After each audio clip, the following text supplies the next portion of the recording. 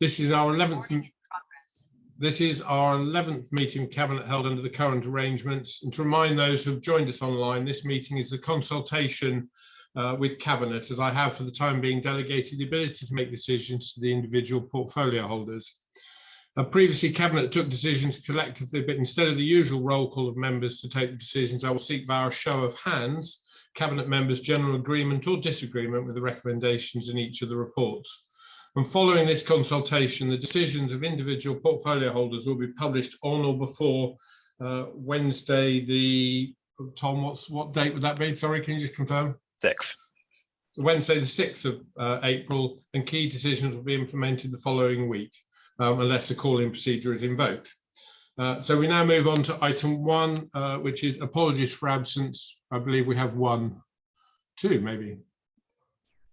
Just Councillor Ian. Sorry, Councillor Rozelle, sorry. Thank you. Brilliant. Thank you very much. And we then have item 2 is announcements from Chairman and or Head of Paid Service. And I understand that our Chief Executive, Mark Andrews, wants to say a few words. Yeah, thank you, Chair. I'd just like to say a couple of words around our Ukraine scheme. We're working hard around the government's House Ukraine scheme. It's worth saying it's a unique resettlement scheme, so not like any other settlement scheme that we've had previously, due to the nature of people putting themselves as sponsors and having a role themselves in identifying families to come over. I'm pleased to say that much of the government guidance now is in. We now have dedicated project resource and a program approach, an implementation plan to move forward. We have access to the government's database now, which is increasingly getting better data quality. And I'm pleased to say there are 18 sponsors so far, so we should see 18 Ukrainian families come over to Rutland, but that number is changing and growing each day. If people want to support Ukrainian families, the sponsorship element is done direct with government. And I need to stress that. So sponsors have to match themselves with Ukrainian families. But there are a number of national charities that are supporting that process and the matching process. And we'll put that out in some comms later today.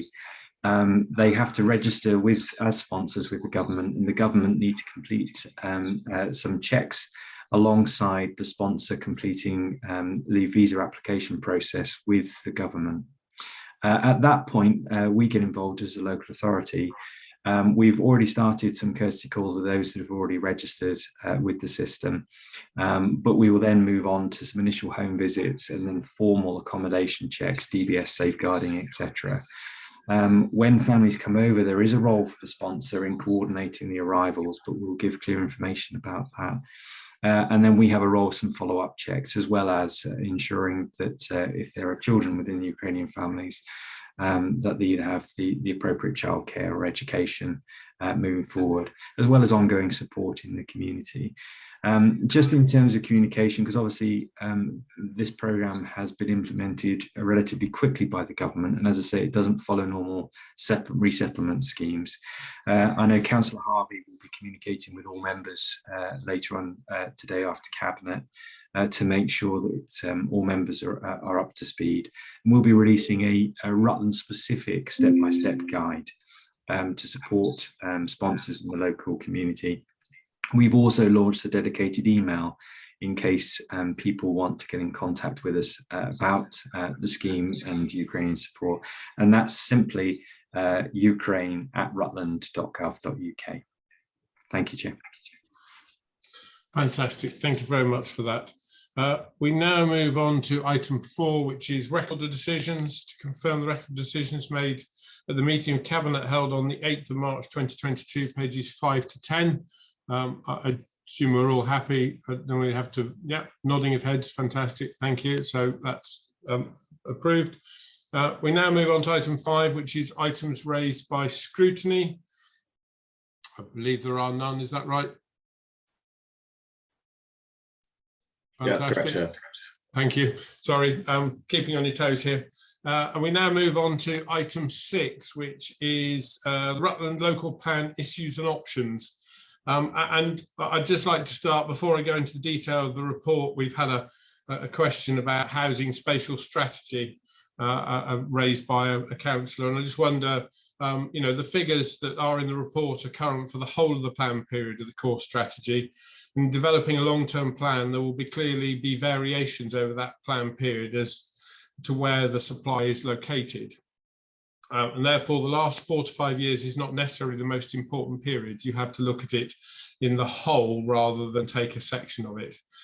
Some of this is recognised, but rates of housing development in all of the other villages were particularly high, for instance, period 2006-2016, but housing completions in recent monitoring periods have not met the balance set as a target potential due to the impact of COVID as well.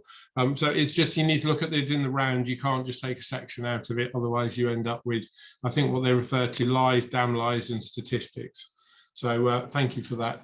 And an email will be going out to sort of cover that point to all councillors after this meeting. So we now move into the role of a local plan. Government requires council to prepare a long-term development. Sorry, I'm just going to move that around.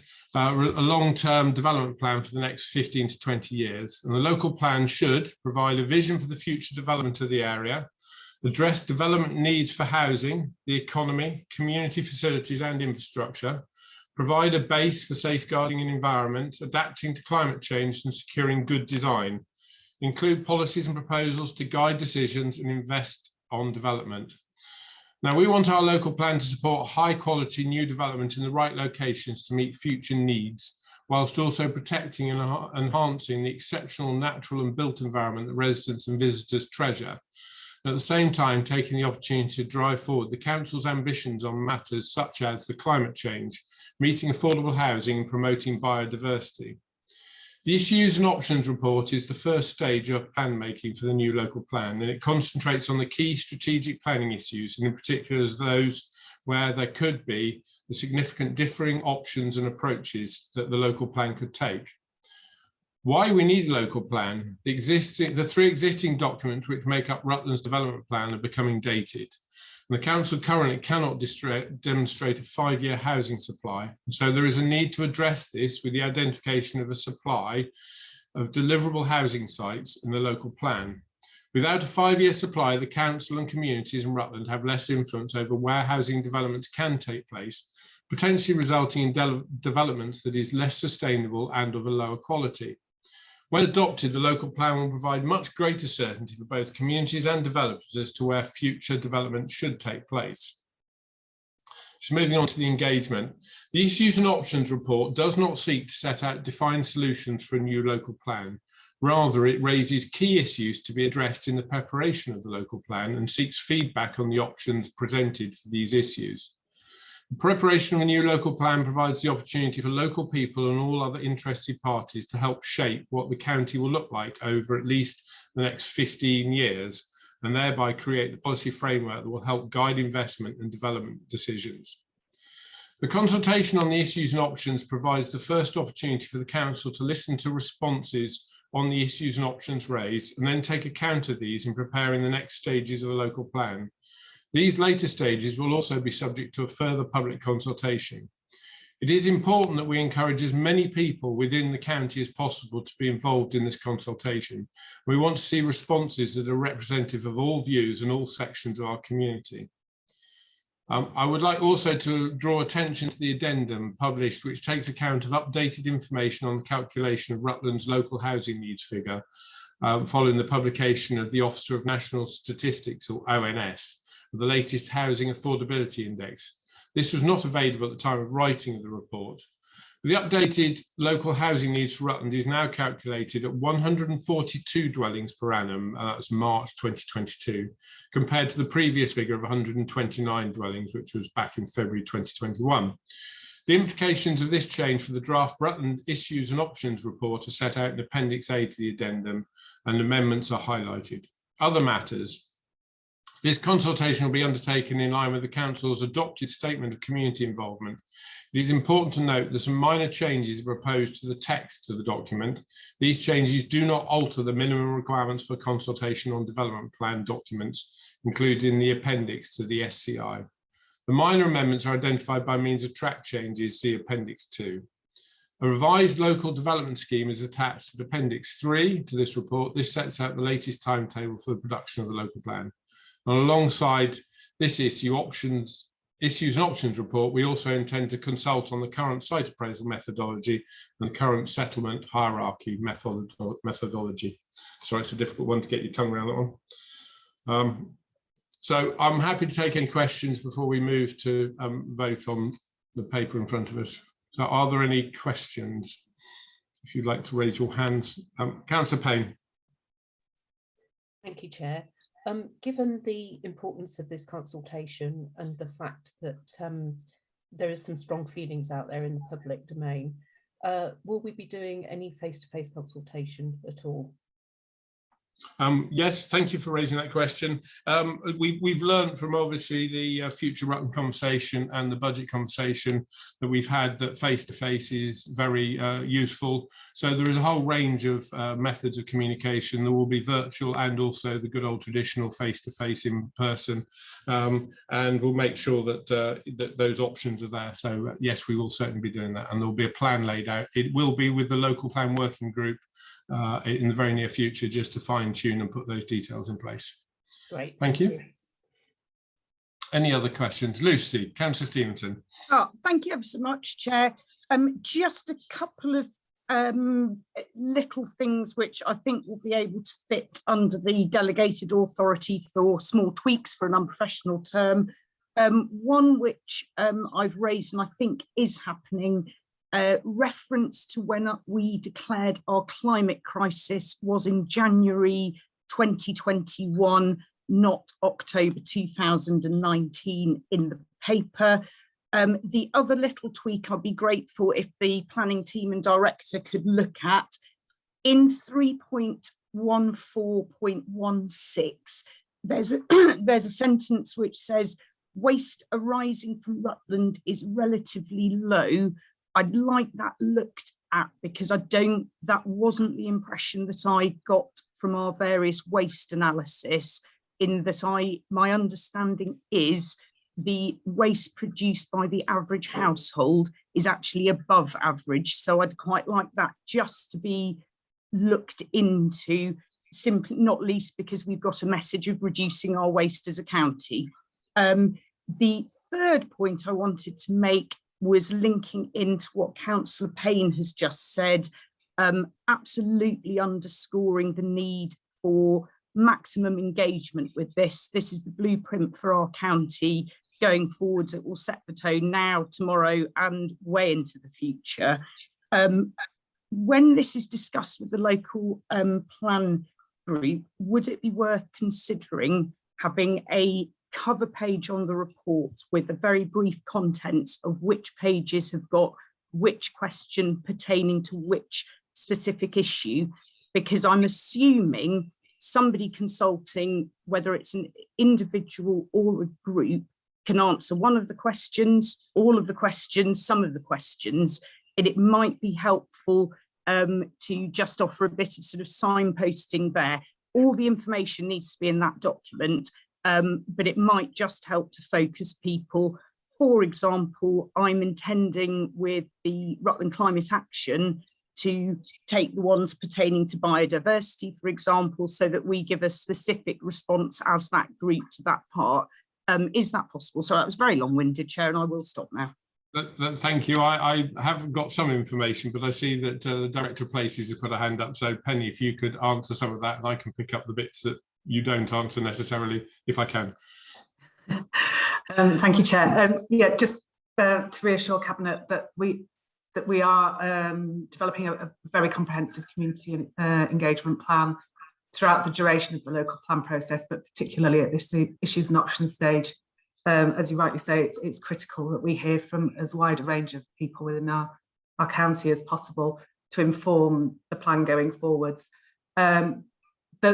The main route for people to respond to the issues and options will be online. So even though we will do face-to-face engagement, we will be pointing them to the online consultation, and so it will be structured. It won't look like you've got it in front of you in the report now.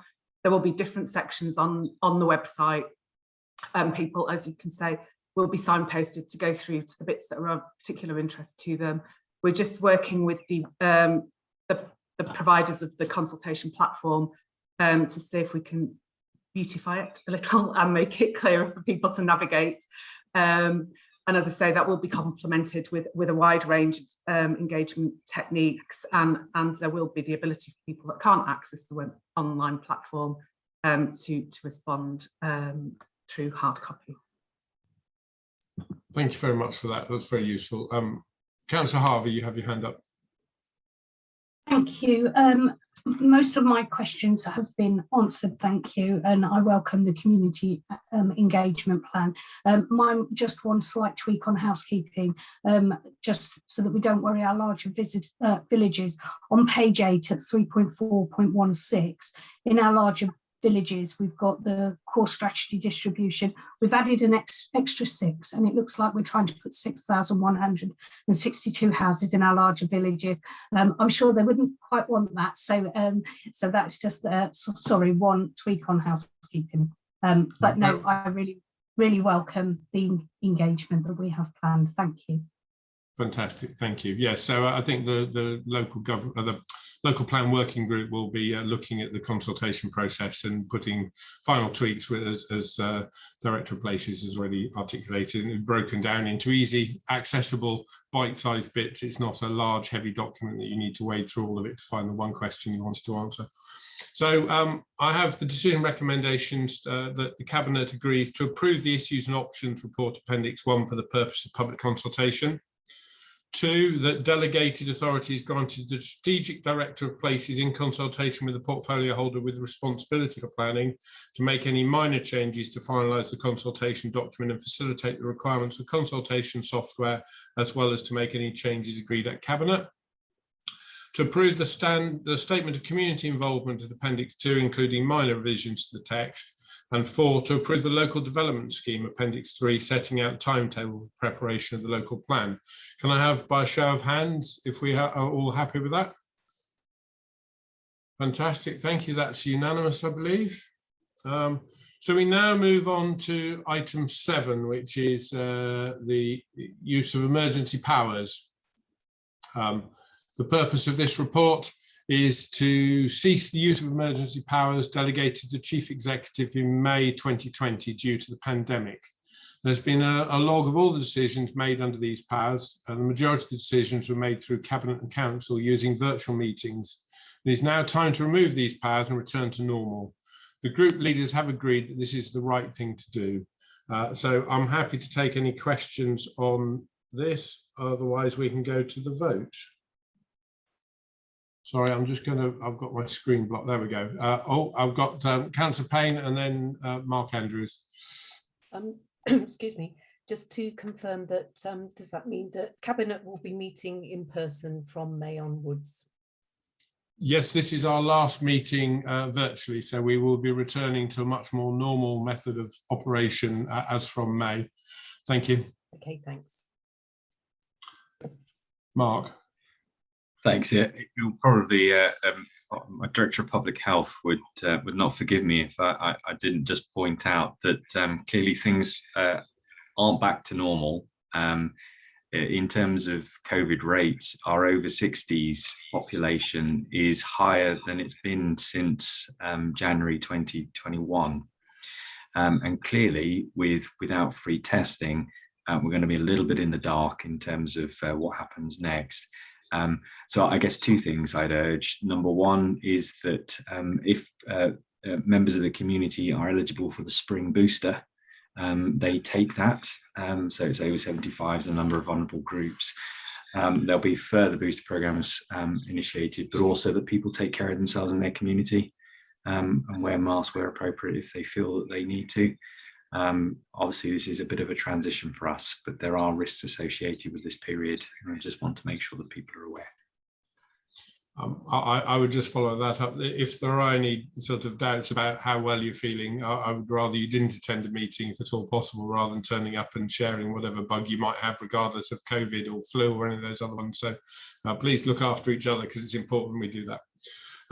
So the recommendations in front of us are that Cabinet agrees to cease the use of emergency powers delegated to the Chief Executive in May 2020 in relation to the COVID-19 pandemic, and notes the need to keep the situation under review and report back should future outbreak management require it. So by a show of hands, can I please have an agreement to that? We're all in agreement. Thank you very much. We now move on to item 8, which is the community's engagement strategy. Communications and engagement are an essential component for supporting the delivery of strategic aims of the Council, especially if it is to deliver for the community needs. And this can be clearly seen from the Future Rutland conversation, which began the improved collaborative approach with our residents. And we also were told that residents and stakeholder groups wanted to continue being involved in this way. We have always known that people like to be involved in what happens, and this strategy puts this firmly in place. And I hope that we can all support this, as it improves and strengthens council relationship with the community and helps to build confidence in the council's work. This approach will be adopted across the whole organisation, and I welcome this important step. And I would urge all of you to read the Communications and Engagement Strategy 2022 to 2027. And remember that Rutland is a county for everyone and a place to live your best life. There are some clear guidelines on how and who in roles of responsibilities, and finally this strategy will be reviewed every 2 years to make sure it continues to deliver. So I'm happy to take any questions, but I'm very pleased to see this is an item on this agenda. Are there any questions that we have from anyone? Councillor Payne. Not a question, but just to say I think it's a good piece of work and very welcome. Thank you.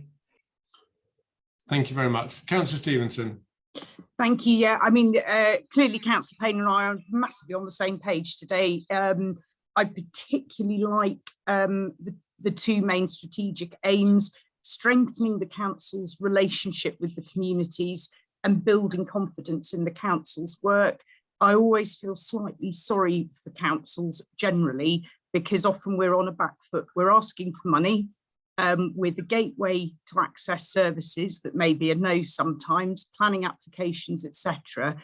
And I think to have a really positive communication plan that it really does promote and enable that sense of one county. Actually, we're all working together, doing our different bits, whether as a council, whether as individuals, whether as community groups. And so therefore, I see this as an essential piece of kit, if you will, to really getting a very strong, proud, powerful county. So I really welcome this and I look forward to supporting it wholeheartedly. Thank you. Thank you very much. Any other comments or questions? No, as I say, I mean, those words I think that Councillor Stevenson used very much support the direction, and it really has shown a big difference to how we're communicating. Very important we move on. So the recommendation in front of us is that Cabinet approves the new communications and engagement strategy. And I think it's a reasonably straightforward answer, but just show of hands, please. Fantastic, thank you. That is unanimous.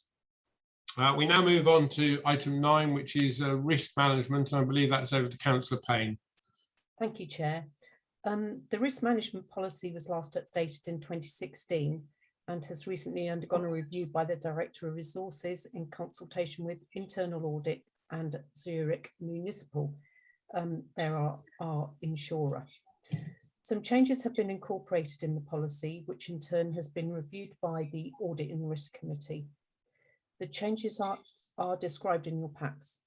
Zurich Municipal have also delivered refresher training to directorates and members. Cabinet are being asked to approve the updated risk management policy. Also attached to the report is the strategic risk register. I would like Cabinet to note 2 risks that we have been talking about regularly, in addition to the other risks in the pack, which have been there for a while. Risk 74, there is a risk that the council is not financially stable in the medium term, and the Cabinet members will be aware of the actions that we are taking to mitigate that risk. And also risk 73, there is a risk that we cannot deliver key or new priorities due to lack of resource caused by retention and recruitment issues, budget, or a too big a corporate workload. Both of the items we have discussed in recent meetings. If there's any questions that any Cabinet members have on either of those, or indeed the risk management policy, I'm happy to take some questions. Are there any questions or comments? No? So I think we can go straight to the decision, which is that Cabinet approves the updated risk management policy and notes the current status of the Council's key risks and considers whether additional action is required. By show of hands, can we all? Fantastic, all approved. Thank you very much. We now move on to item 10, and that is information governance, which is again Councillor Payne. Thank you. Yes, I've got all the good ones today. Yep. Cabinet are being asked to approve amendments to the Council's information governance policies. These amendments are legislative in nature and in main driven by the UK's departure from the EU, which have been overtaken by domestic legislation. These changes impact the data protection policy, document retention and record disposal policy, data incident response policy, and regulation of Investigatory Powers Act policy. These are generally wording changes and don't present the Council with any training issues. Thank you, Chair. Thank you. I assume there aren't any questions really on this, but I will just ask to make sure. No, thank you. So the Cabinet approves the amendments proposed to the Council's information governance policy set out in Appendix 1 to 4. So by show of hands. Thank you very much. We now move on to item 11, which is exclusion of the press and public, because at item 12, we've got a leisure update. I would prefer that we remain in open session. So I suggest we go, it's a general nodding of heads, and as long as we don't have to vote on this, do we, Tom? As long as Cabinet in agreement, Chair, that's fine. Fine, I saw nodding heads, so I'll accept that as agreement. We can move straight on to item 12, which is leisure update, which is from Councillor Stevenson. Brilliant, thank you very much, Chair. And as noted, I will be avoiding mentioning anything with the exempt and only referring to what is in the paper in front of you. I'm also going to go in reverse order in my introduction. So I'm starting with the second recommendation, which is approving the termination of the Council's lease for the Catmus Pool and Auxiliary Sports Centre with a contribution of a maximum of £150,000 to Catmus. As we are aware, we've had various papers about this. The swimming pool has categorically reached the end of its design life. So the patching and boxing and coxing of previous recommendations spanning decades really has come to the end. However, we are in a contract currently with Catmus until 2032. It is clearly mutually beneficial to both the school and to the council to terminate that contract, and it is reasonable for us to make a contribution for the demolition of the swimming pool. The cost you see is £150,000. You will also note that in terms of where the money is coming from, it isn't currently in the medium-term financial plan. It would therefore come from reserves, but I'm, well, 100% confident to say that if we don't support this, actually there's a greater financial risk staying in the contract till 2032 and having to manage the deterioration, which is happening rapidly, I gather, the deterioration of that swimming pool. So therefore, I do think that this represents absolutely the best option for the council and for Rutland. With that, though, obviously, I'm not going to mention this without acknowledging public concern about the provision of swimming within the county. You will notice that within the report, the capacity for school swimming lessons has increased. There is still a pinch point with public accessibility, but I'll cover that under item 1. But I do want to draw people's attention to the estimated costs for a new facility, which are covered in 3.2. You will see that we're looking at roughly 14.5 million for a 4-lane pool plus exercise studio. If you were to go all singing and all dancing to include a 6-court sports hall, you are looking at 18.795 million. If anybody is thinking, well, that sounds absolutely crazy prices, to give you some live comparisons, Hinckley, which opened in 2016, that cost 15 million. And please note, I am talking about capital investment to build it, not ongoing revenue costs. Colville and Whitwick, 22.5 million. And Bedworth, which is due to open a new facility in 2024, is projected costs of 24 million. And I think that is important for us to be very aware of the costs of building a new facility. I will now, Chair, go backwards to recommendation number 1, which is to approve in consultation with me to progress the procurement of the dry side only leisure management contract. We have currently done some soft market testing and there is some interest. It is important to note, though, that any final decision would have to come back to Cabinet as part of the procurement process. And I would also like to just mention ongoing work, because obviously we know that leisure, health, well-being is a really, really important part of life.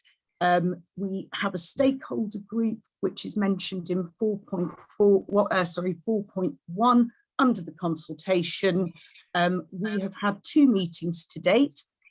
We've agreed the terms of reference, and we've already done a very useful mapping exercise of current provision across the county. Next steps is obviously looking at the accessibility, the capacity of existing provision, and of course, all importantly, the cost. So I'll finish there, Chair, but with the conclusion of we're working very hard with leisure. We absolutely appreciate its value, and I look forward to further updates in the future. In the meantime, happy to answer questions, and I'm looking for support for recommendations 1 and 2. Thank you, Chair. Thank you, Councillor Stevenson. I see Councillor Payne has a hand up already. Yeah. Thank you. Just to say, with my finance portfolio holder hat on, I'm obviously not happy that we're spending money that's not in budget, but I would like to say thank you to Mrs. Sharp, who's done an excellent job on the negotiation of the swimming pool demolition. So thank you, Mrs. Sharp. Yeah. Thank you. Any other questions or comments? No, I would like to add a little bit before we go to the vote, if that's okay. That I think, sometimes we have to make decisions which maybe don't please everybody, but they are actually the right decisions for the county going forwards. We do have the opportunity to look at what is provided, and I'm looking forward to that list of all the activities that happen in Rutland. I believe there's a fair number that you can do, so we'll look forward to that. So are we happy to go to the decision recommendations, or any other comments or input? No, I am going to read them out just to make sure. So decision recommendations are that Cabinet approves the Director for Places in consultation with the Cabinet member with the portfolio for communities, environment and climate change to progress to procurement of a dry side only leisure management contract for the Catmos Sports Centre on a nil cost basis for both the Council and Catmos College, following soft market testing undertaken in partnership with Welland Procurement. Award of any contract will be subject to Cabinet approval as part of the procurement process. And 2, approves the termination of the Council's lease for Catmos Pool and Auxiliary Sports Hall area of the Catmos campus, and the contribution of a maximum of £150,000 to Catmos College to facilitate the demolition of the pool, which will reduce the risk associated with the derelict part of the site and enable the campus rebuild work to be expedited. So if by a show of hands I can have agreement on that, please. That's unanimous. Thank you. So we now move on to the final item on the agenda, which is any other business. I'm not seeing anyone putting up their hands, so I would like to close this cabinet meeting at 10:34 and looking forward to seeing you in person next time. Thank you very much.